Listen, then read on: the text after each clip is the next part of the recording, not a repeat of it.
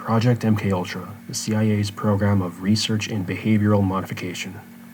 Joint hearing before the Select Committee on Intelligence and the Subcommittee on Health and Scientific Research of the Committee on Human Resources, United States Senate, 95th Congress, first session, August 3rd, 1977. Printed for the use of the Select Committee on Intelligence and Committee on Human Resources. End of page 1. Beginning of page 2. Project MKUltra. Wait a minute. Okay, so largely the same information. I'll just skip down. U.S. Government Printing Office, Washington, 1977. For sale by the Superintendent of Documents, U.S. Government Printing Office, Washington, D.C., zip code 20402, stock number 052 070 04357 1. End of page 2. This is page 3.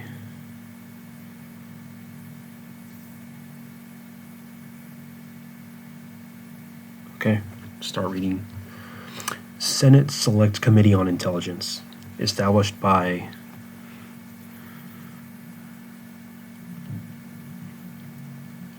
I'm not sure what that stands for. Let me see. That's SRES 400.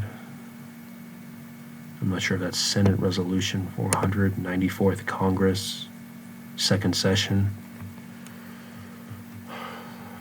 Pardon my ignorance. Daniel K. Inouye, Hawaii Chairman. Barry Goldwater, Arizona Vice Chairman. Birch Bay, Indiana. Clifford P. Case, New Jersey. Adlai E. Stevenson, Illinois. Jake Garn, Utah. William D. Hathaway, Maine. Charles McMathias, Jr., Maryland. Walter D. Huddleston, Kentucky. James B. Pearson, Kansas. Joseph R. Biden, Jr., Delaware. John H. Chaffee, Rhode Island. Robert Morgan, North Carolina.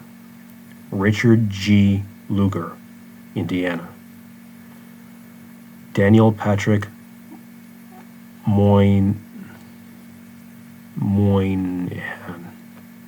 New York. I don't know how to pronounce every name. Apologies. Robert C. Byrd, West Virginia. Easy Officio Member.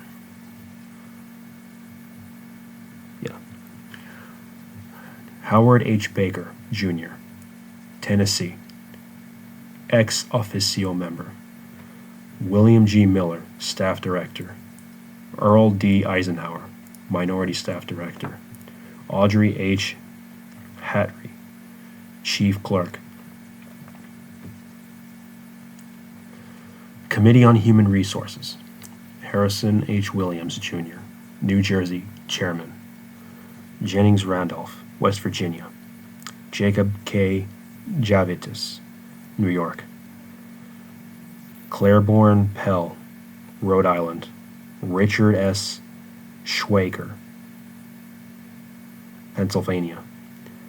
Howard M. Kennedy, Massachusetts. Robert T. Stafford, Vermont. Gaylord Nelson, Wisconsin. Orrin G. Hatch, Utah. Thomas F. Eagleton, Missouri. John H. Chaffee, Rhode Island. William D. Hathaway, Maine. S. I. Hayakawa, California. Donald W. Regal, Jr., Michigan. Stephen J. Paradise, General Counsel and Staff Director. Marjorie M. Whittaker, Chief Clerk. Don A. Simmerman, Minority Counsel. Subcommittee on Health and Scientific Research. Edward M. Kennedy, Massachusetts Chairman. Claiborne Pell, Rhode Island. Richard S. Schweiker, Pennsylvania. Gaylord Nelson, Wisconsin. Jacob K. Javitas, New York. William D. Hathaway, Maine. John H. Chaffee, Rhode Island. Harrison A. Williams, Jr., New Jersey. Ex officio. Lawrence Horowitz, professional staff member. David Winston, Minority Counsel. End of page 3.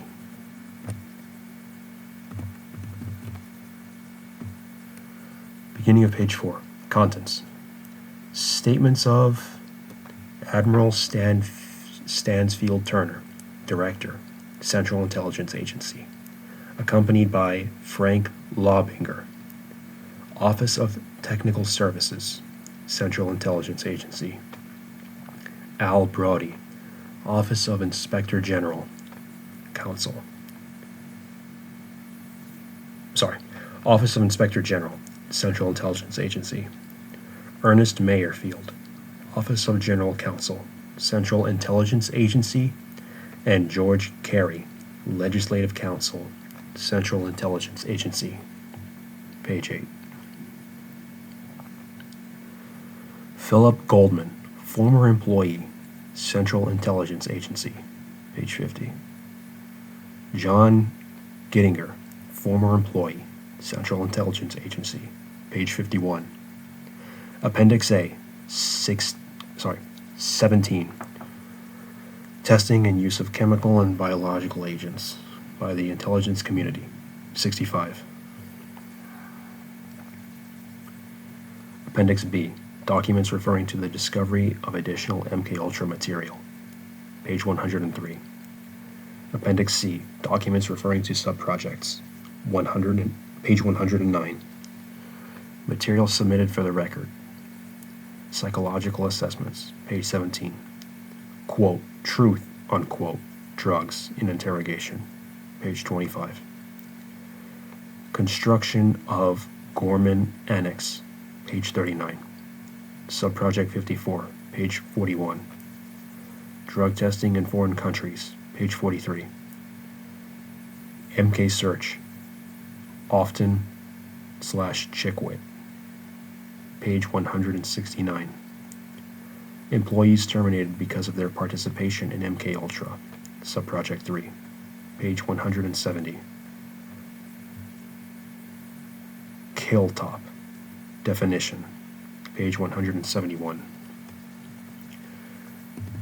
The end of page 4. The beginning of page 5. Project MKUltra, the CIA's program of research in behavioral modification. Wednesday, August 3, 1977.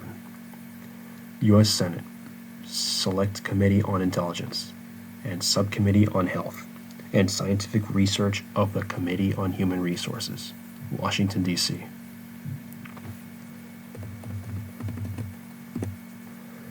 The committee met, pursuant to notice, at 9:07 a.m. in room 1202, Dirksen Senate Office Building.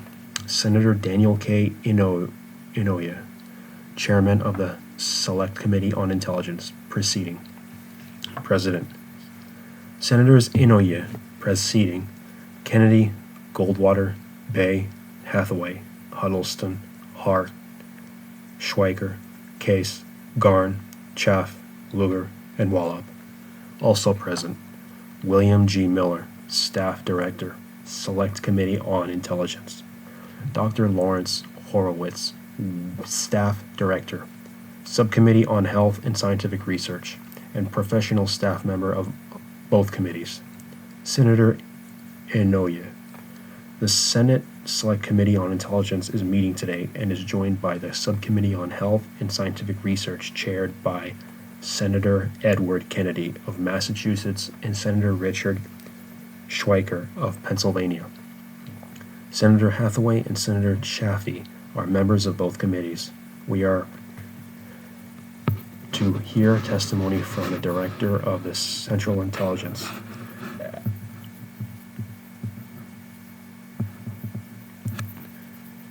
Stansfield Turner, and from other agency witnesses on issue concerning new documents supplied to the committee in the last week on drug testing conducted by the Central Intelligence Agency. It should be made clear from the outset that, in general, we are focusing on events that have happened over 12 or as long as 25 years ago. It should be emphasized that the programs are of the greatest concern have stopped and that we are reviewing these past events in order to better understand what statuses and other guidelines might be necessary to prevent the reoccurrence of such abuses in the future. We also need to know and understand what is now being done by the CIA in the field of behavioral research to be certain that no current abuses are occurring. I want to commend Admiral Turner for his full cooperation with this committee and with the Subcommittee on Health in recognizing that this issue needed our attention. The CIA has assisted our committees and staffs in their investigative efforts and in arriving at remedies which will serve the best interests of our country. The end of page 5, the beginning of page 6. The reappearance of reports of the abuse of the drug testing program and reports of other previously unknown drug programs and projects for behavioral control underline the necessity for effective oversight procedures both in the executive branch and in the Congress. The Select Committee on Intelligence has been working very close with President Carter, the Vice President, and Admiral Turner and his associates in developing basic concepts for statutory guidelines which will govern all activities of the intelligence agencies of the United States. In fact, it is my expectation that the President will soon announce his decision on how he has decided the intelligence agencies of the United States shall be organized. This committee will be working closely with the President and Admiral Turner in placing this new structure under the law to develop effective oversight procedures. It is clear that effective oversight requires that information must be full and forthcoming. Full and timely information is obviously necessary if the committee and public is to be confident that any transgressions can be dealt with quickly and forcefully. One purpose of this hearing is to give the committee and the public an understanding of what is new information and has been discovered that it adds to the knowledge already available from previous Church and Kennedy inquiries, and to hear the reasons why these documents were not available to the Church and Kennedy committees. It is also the purpose of this hearing to address the issues raised by any additional illegal or improper activities that have emerged from the files, and to develop remedies to prevent such improper activities from occurring again. Finally, there is an obligation on the part of both this committee and the CIA to make every effort to help those individuals or institutions that may have been harmed by any of these improper or illegal activities. I am certain that Admiral Turner will work with this committee to see that this will be done. I would now like to welcome the most distinguished senator from Massachusetts, the chairman of the Health Subcommittee, Senator Kennedy. Senator Kennedy, thank you very much, Mr. Chairman.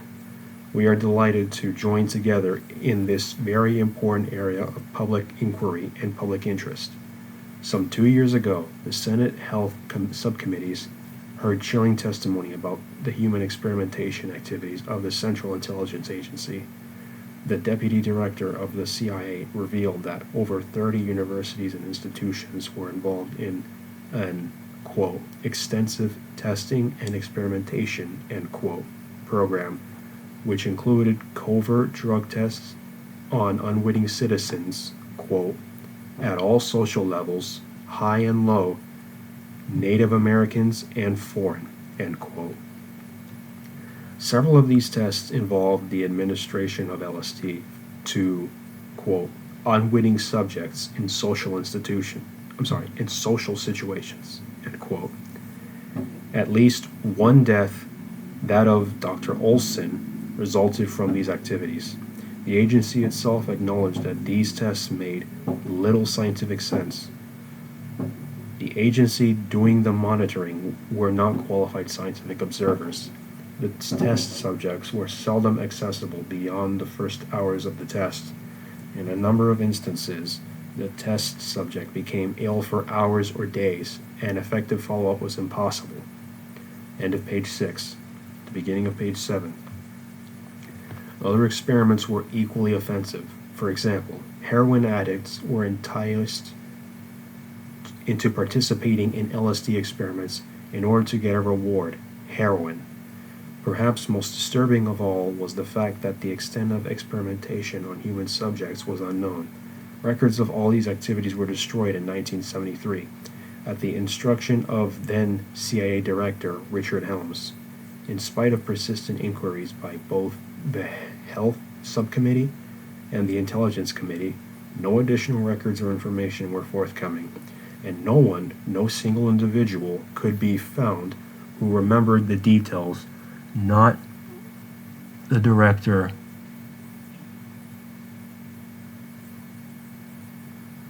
of the CIA, who ordered the documents destroyed, not the official responsible for the programs nor any of his associates. We believe that the record, incomplete as it was as complete as it was going to be. Then one individual, through a Freedom of Information request, accomplished what 2 U.S. Senate committees could not. He spurred the agency into finding additional records pertaining to the CIA's program of the experimentation with human subjects. These new records were discovered by the agency in March. Their existence was not made known to Congress until July. The records reveal a far more extensive series of experiments than had previously been thought. 86 universities or institutions were involved. New instances of unethical behavior were revealed. The intelligence community of this nation, which requires a shroud of secrecy in order to operate, has a very sacred trust from the American people. The CIA's program of human experimentation of the 50s and 60s violated that trust. It was violated again on the day of the bulk of the agency's records were destroyed in 1973. It violated each time a responsible office refuses to recollect the details of the program. The best safeguard against abuses in the future is a complete public announcing of the abuses of the past. I think this is illustrated as Chairman Inouye pointed out. These are issues, are questions that happened in the 50s and 60s and go back some 15, 20 years ago.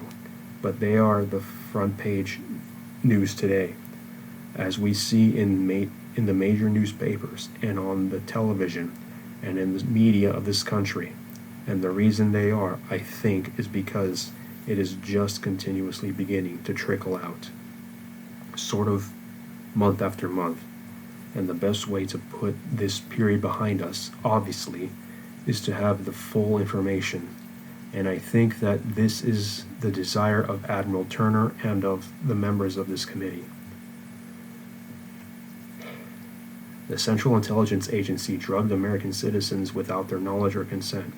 It used university facilities and personnel without their knowledge. It funded leading researchers, often without their knowledge. These institutes, these individuals, have a right to know who they are and how and when they were used. As of today, the agency itself refuses to declassify the names of those institutions, and individuals quite appropriately I might say, with regard to the individuals under the Privacy Act. It seems to me to be a fundamental responsibility to notify those individuals, or institutions rather. I think many of them were caught up in an unwitting manner to do research for the agency. Many researchers, distinguished researchers, some of our most outstanding members of our scientific community. End of page 7. Beginning of page 8. Involved in this network now really do not know whether they were involved or not.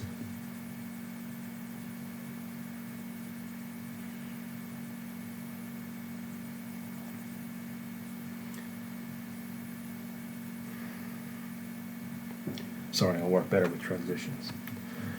And it seems to me that the whole health and climate in terms of our university and our scientific and health facilities are entitled to that response. So I intend to do all I can to persuade the agency to, at the very least, inform those institutions and individuals involved.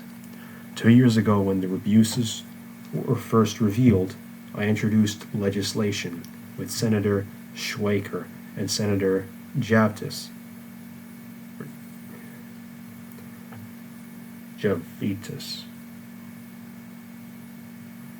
designed to minimize the potential for any similar abuses in the future. That legislation expanded the jurisdiction of the National Commission on Human Subjects of Biomedical and Behavioral Research to cover all federally funded research involving human subjects. The research initially was just directed toward HEW activities, but this legislation covered DoD as well as the CIA. This nation has a biomedical and behavioral research capability second to none. It has had for subjects of the HEW founded research for the past 3 years a system for the protection of human subjects of biomedical and behavioral research second to none. And the Human Experimentation Commission has proven its value. Today's hearings and the record already established underscore the need to expand its jurisdiction. The CIA supported that legislation in 1975, and it passed the Senate unanimously last year. I believe it is needed in order to assure all our people that they will have the degree of protection in human experimentation that they deserve and have every right to expect. Senator Inouye, thank you very much. Now we will proceed with the hearings. Admiral Turner. The prepared statement of Admiral Turner follows. Prepared statement of Admiral Stansfield Turner, Director of Central Intelligence. Mr. Chairman, in my letter to you of July 15th, 1977, I reported our recent discovery of 7 boxes of document related to MKULTRA, a closely held CIA project conducted from 1953 to 1964. As you may recall, MKUltra was an umbrella project under which certain sensitive subprojects were funded, involving, among other things, research on drugs and behavioral modification. During the Rockefeller Commission and Church Committee investigations in 1975, the cryptonym became publicly known when the details of the drug-related death of Dr. Frank Olson were publicized. In 1953, Dr. Olson, a civilian employee of the Army at Fort Detrick, leaped to his death from a hotel room window in New York City about a week after having unwittingly consumed LSD, administered to him as an experiment at the meeting of LSD researchers called by the CIA. Most of what is known about the agency's involvement with behavioral drugs during the investigations in 1975 was contained in a report on a project MKUltra prepared by the Inspector General's office in 1963. As a result of that report's recommendations, unwitting testing of drugs on U.S. citizens was subsequently discontinued.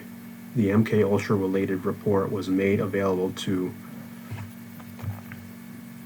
the Church Committee investigators and to the staff of Senator Kennedy's Subcommittee on Health.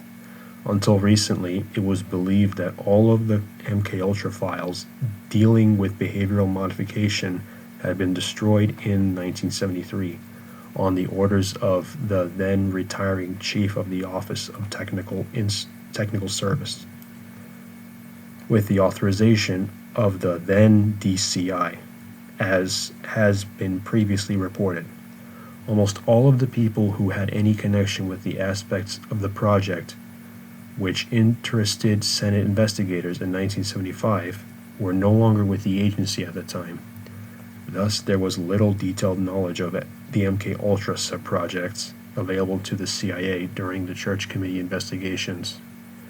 This lack of available details, moreover, was probably not wholly attributed to the end of page 8, beginning of page 9.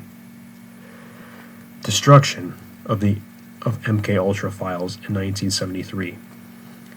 The 1963 report on MKUltra by the Inspector General notes on page 14, quote, "Present practice is to maintain no records of the planning and approval of test programs," end quote. When I reported to you last on this matter, my staff had not yet had an opportunity to review the newly located material in depth.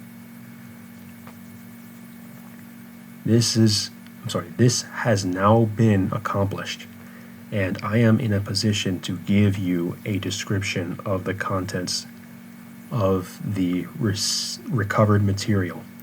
I believe you will be most interested in the following aspects of the recent rediscovery: how the material was discovered and why it was not previously found, the nature of this recently located material, how much new material is there in the material which may not have been previously known and reported to Senate investigators, and what we believe the most significant aspects of this find to be. To begin, as now to how we discover these materials. The material had been sent to our retired records center outside of Washington and was discovered there as a result of extensive search efforts of an employee charged with responsibility for maintaining our holdings on behavioral drugs and for responding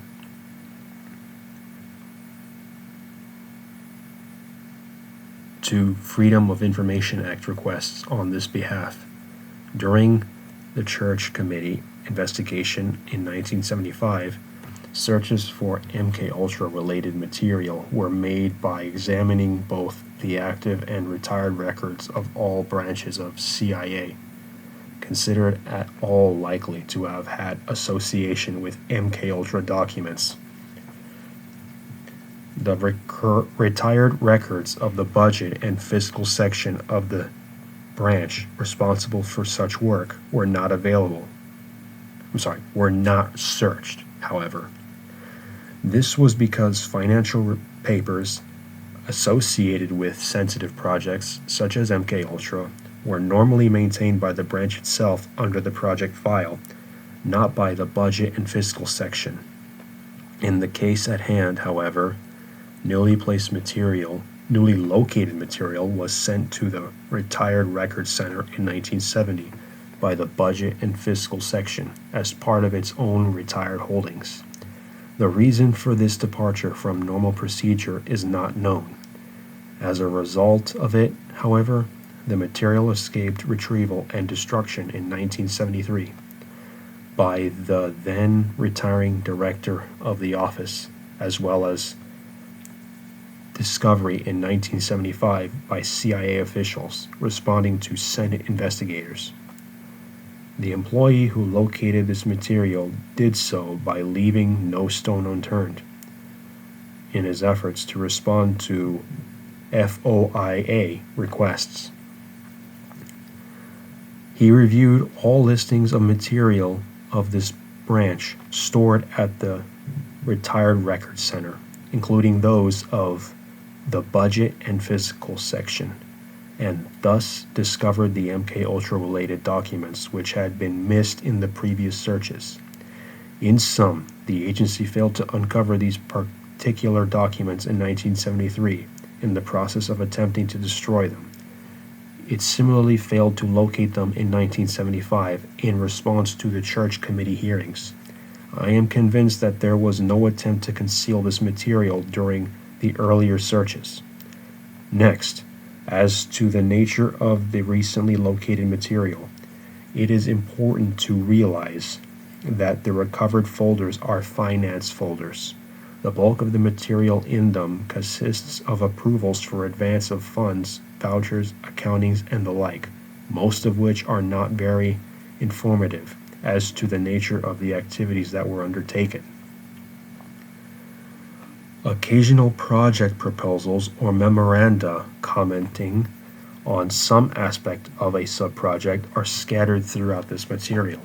In general, however, the recovered material does not include status reports or other subjects relating to operational considerations or progress in various subprojects. For some elaboration of the activities contemplated does appear.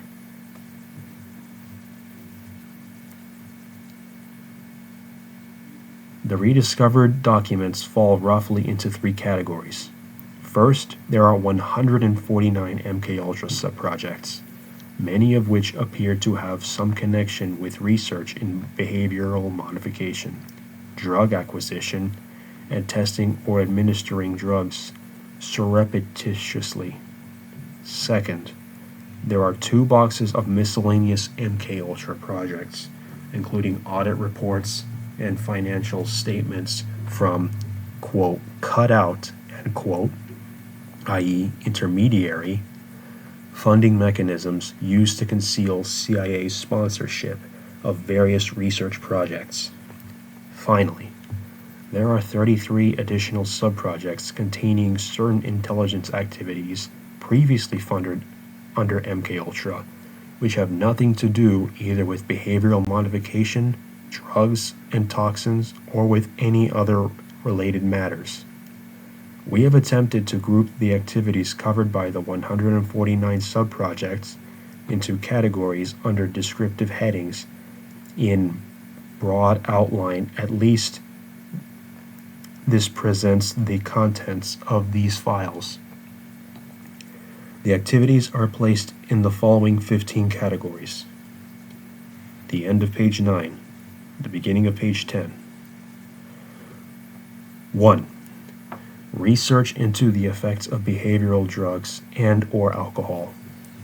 17 subprojects, probably not involving human testing. 14 subprojects, definitely involving tests on human volunteers. 19 subprojects, probably including tests on human volunteers. What not known, some of these subprojects may have included tests on unwitting subjects as well. 6 subprojects involving tests on unwitting subjects. 2. Research on hypnosis. 8 subprojects, 2 involving hypnosis and drugs in combination.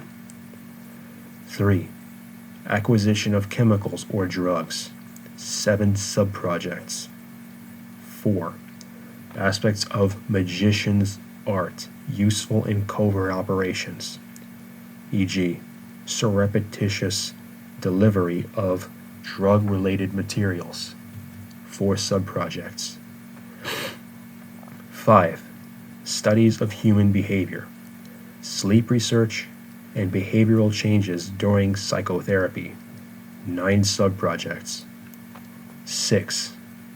Library researches and attendance at seminars and international conferences on behavioral modification. 6 subprojects. 7. motivational studies, studies of defectors, assessments, and training techniques, 23 subprojects. 8. Polygraph research, 3 subprojects. 9. Funding mechanisms for MKULTRA external research activities, 3 subprojects. 10. Research on drugs, toxins, and biologicals in human tissue, provision of exotic pathogens, and the capability to incorporate them in effective delivery systems, 6 subprojects. 11. Activities whose objectives cannot be determined from available documentation, 3 subprojects. 12. Subprojects involving funding support for unspecified activities connected with the Army's Special Operations Division at Fort Detrick. This activity is outlined in Book 1 of the Church Committee Report, pages 388 to 389. See Appendix A, pages 68 to 69.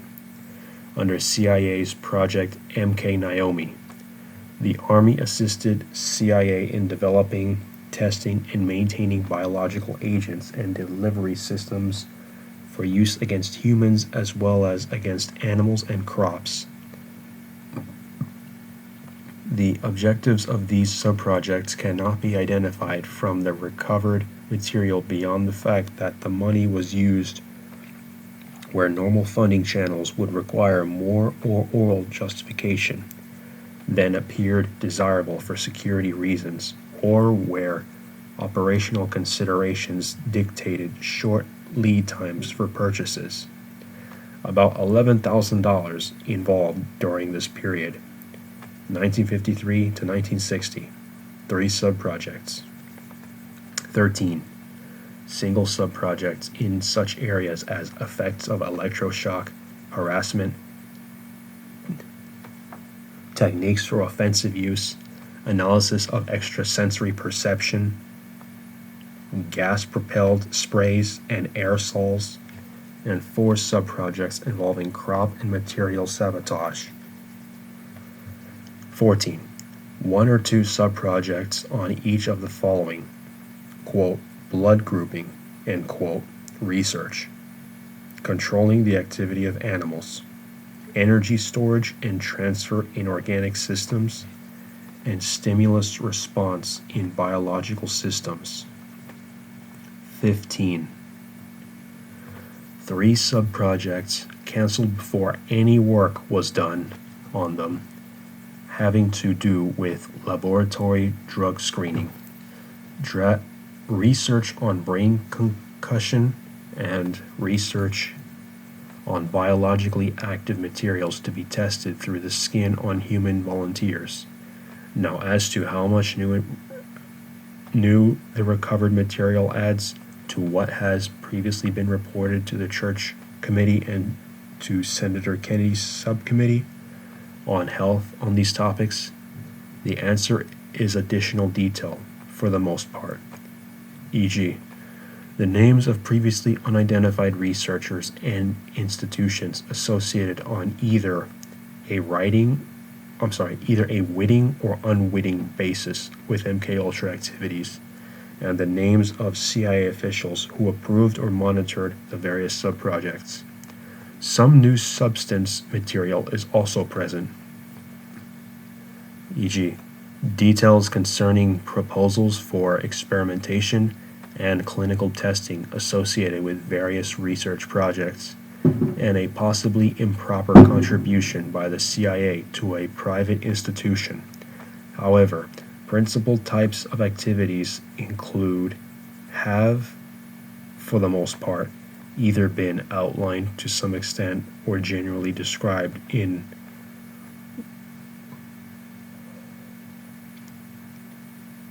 what was previously available to the CIA in the way of documentation that was supplied by the CIA to Senate investigators. For example, financial reimbursement records for the time period in 1960 to 1964 for 76 of the 149 numbered MKUltra subprojects had been recovered from the Office of Finance by CIA and were made available to the Church Committee investigators in August or September 1975.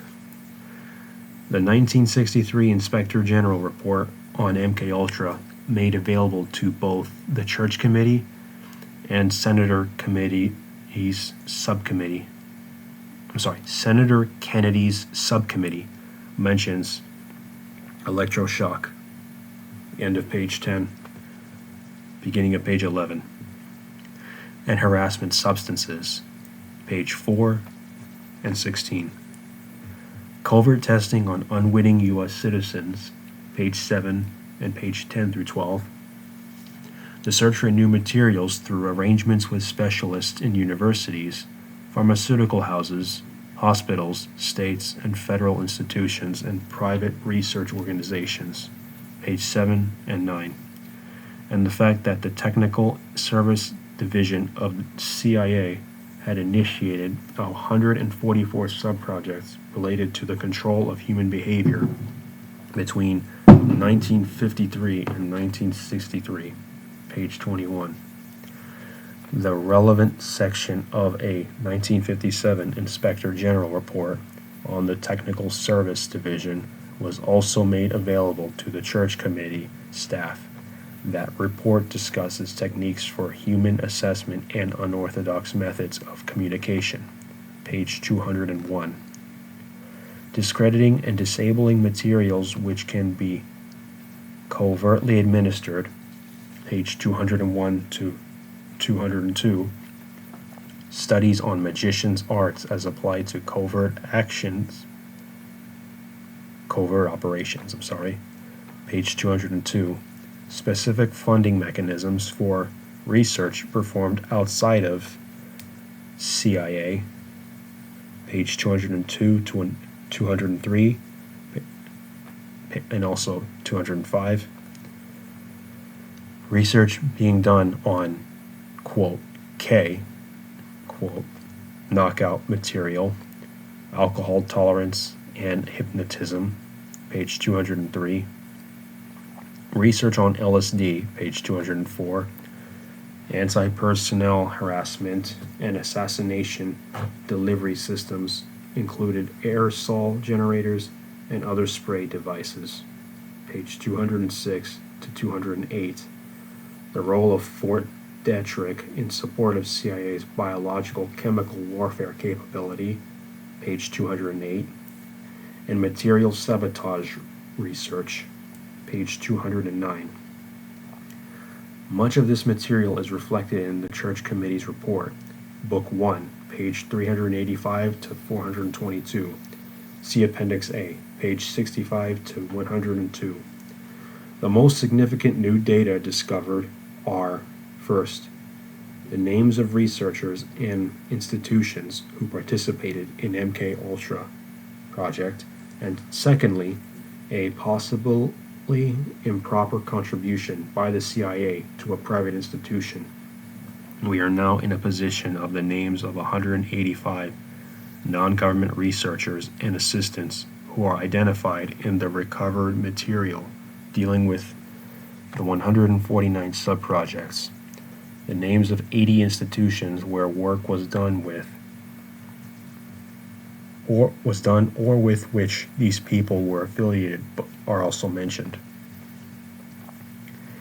The institutions include 44 colleges or universities, 15 foundations or chemical or pharmaceutical companies, like the 12 hospitals or clinics, in addition to those associated with universities.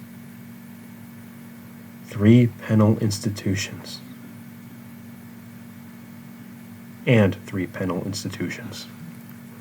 While the identities of some of these people and institutions were previously known, the discovery of new identities adds to our knowledge of MKUltra. The facts as they pertain to the possibly improper contribution are as follows. One project involves a contribution of $375,000 to a building of a private medical institution. The fact that a contribution was made was previously known. Indeed, it was mentioned in a 1957 Inspector General report on the Technical Service Division of the CIA, pertinent portions of which had been reviewed by the Church Committee staff. The newly discovered material, however, makes it clear that this contribution was made through an intermediary, which it made appear to be a private donation. As a private donation, the contribution was then matched by federal funds. The institution was not made aware of the true source of the gift. This project was approved by the then DCI and concurred in by CIA's top management at the time, including the then General Counsel, who wrote an opinion supporting the legality of the contribution. The recently discovered documents give a greater insight into the scope of the unwitting drug testing, but contribute little more than that. We now have corroborating information that some of the unwitting drug testing was carried on in safe houses in San Francisco and New York City, and we have identified that 3 individuals were involved in this undertaking, as opposed to previously reported one person. We also know now that some unwitting testing took place on criminally sexual psychopaths confined at a state hospital, and that additionally research was done on a knockout or quote K unquote drug in parallel with research to develop painkillers for cancer patients. These then are the principal findings identified to date in our review of recovered material. As noted earlier, we believe the detail on the identities of researchers and institutions involved in CIA sponsorship of drugs and behavioral modification is a new element and one which poses a considerable problem. Most of the people and institutions involved are not aware of agency sponsorship. We should certainly assume that the researchers and institutions which cooperated with the CIA on a witting basis acted in good faith and in the belief that they were aiding their government in a legitimate and proper purpose. I believe we all have a moral obligation to these researchers and institutions to protect them from any unjustified embarrassment or damage to their reputations, which revelation of their identities might bring. In addition, I have a legal